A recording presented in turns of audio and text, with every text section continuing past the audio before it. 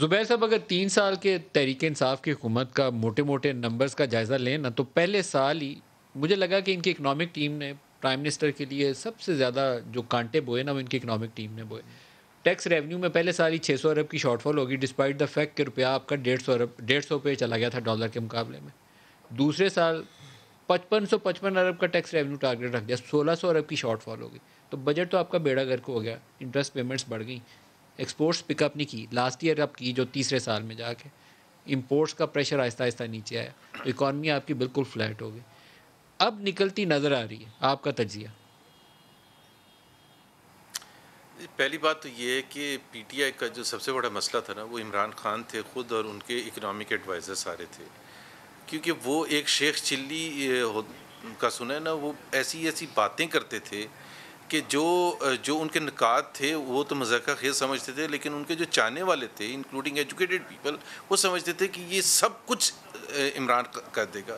اور عمران نے کمٹمنٹ جو کی تھیں اور پلان جو بنایا تھا، وہ بار بار اس میں ایک اس پاکستان کا تصور دیتے تھے جس پاکستان کا وجود ظاہر تھا نہیں، اور جس کا اگر نزدیک ترین کوئی اگر دیکھا جائے ملک تو وہ سوئٹزرلینڈ یا سویڈن نظر آتا تھا. تو وہ ایک عجیب سے ایک اس میں تھے. اور اس کا ایک جو سب سے بڑا ان کی طرف سے اعتراف ہوا، سب سے بڑا اعتراف ہوا کہ جو انہوں نے نیا پاکستان بنانا تھا اور اس کے جو پوسٹر بوائے تھے جنہوں نے اس نئے پاکستان کی تکمیل کرنی تھی، وہ اسد عمر تھے. یہ ہم نہیں کہہ رہے، شہریار افریدی بیٹھے ہوئے ہیں، یہ بھی کہیں گے، اور سارا پاکستان اس کا اعتراف کرتا تھا کہ ان کے پاس ہر چیز کا جواب ہے، ہر چیز کا سلوشن ہے.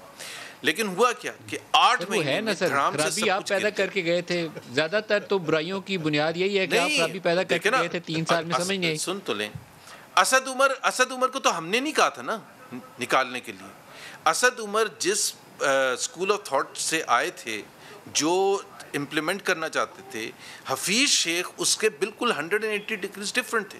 ان کا نئے پاکستان سے کوئی تصور ہی نہیں تھا.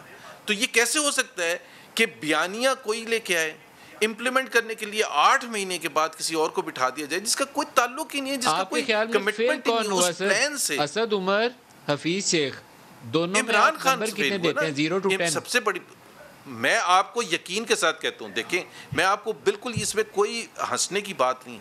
جب عمران خان یہ کہتے تھے نا کہ، اور میں آلموسٹ ان کے ورڈ بائی ورڈ یہ ریپیٹ کر دوں، اللہ کی قسم، اللہ کی قسم 3 دفعہ اٹھا کے انہوں نے کہا کہ میں $200 بلین لے کے آؤں گا. اور اس کا مطلب کیا ہوگا؟ پورا اکنامک پلان دے دیا.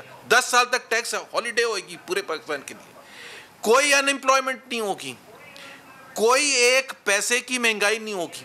ابھی آپ مجھے یہ بتائیں کہ کوئی یہ ایسی باتیں کرے تو شیخ چلی بھی نہیں یہ کرتا تھا. تو وہ اکنامک پلان تو دھڑام سے گرنا تھا. اکنامک پلان میں 61 پیجز میں سے 43 ٹائمز ورڈ ریفارم یوز ہوا تھا. ریفارم کے جو انسٹیٹیوشنل ریفارم کے منسٹر تھے وہ 3 سال کے بعد چلے گئے. آپ نے کچھ سنا ہے ندیم؟ وہ پلان آپ بنایا نے کس کبھی نے تھا ڈاکٹر ارشد کو سنا زبیر کہ صاحب؟ جی یہ ریفارم کر رہے ہیں یا یہ ریفارم کر رہے ہیں؟ وہ پلان ریلوے بنایا کو کس دیکھ نے لیں، تھا؟ پاکستان اسٹیل مل کے بارے میں ہمیں بتایا گیا کہ صرف ایک چیز کرنی ہوتی ہے پبلک سیکٹر انسٹیٹیوشنز کو ٹھیک کرنے کے لیے، بورڈ آف ڈائریکٹرز. 3 سال ہو گئے بورڈ آف ڈائریکٹر نہیں لگا سکے. ابھی اتنی نکمی، ایک تو پلان بنانا اتنا فالٹی. 1 کروڑ نوکریاں 6 سے وہ کس نے 7% بنایا اگر تھا آپ گرو کریں زبیر گے صاحب؟ وہ تو پلان آپ کس نے 1 بنایا کروڑ تھا نوکری دیتے تھے نا. زبیر صاحب؟ وہ پلان کس نے پلان تو بنایا تھا؟ عمران خان اور ان کی اکنامک ٹیم نے بنایا تھا. وہ اسد کون تھے تھا اس سب ٹیم سے میں؟ زیادہ جو انوالو تھے، اور اس میں جہانگیر ترین تھے، اور جو ویژن جن کا تھا سب سے زیادہ وہ مراد سعید کا تھا، بیکاز وہ $200 بلین تو انہوں نے کمٹمنٹ کی تھی کہ وہ لے کے آئیں گے.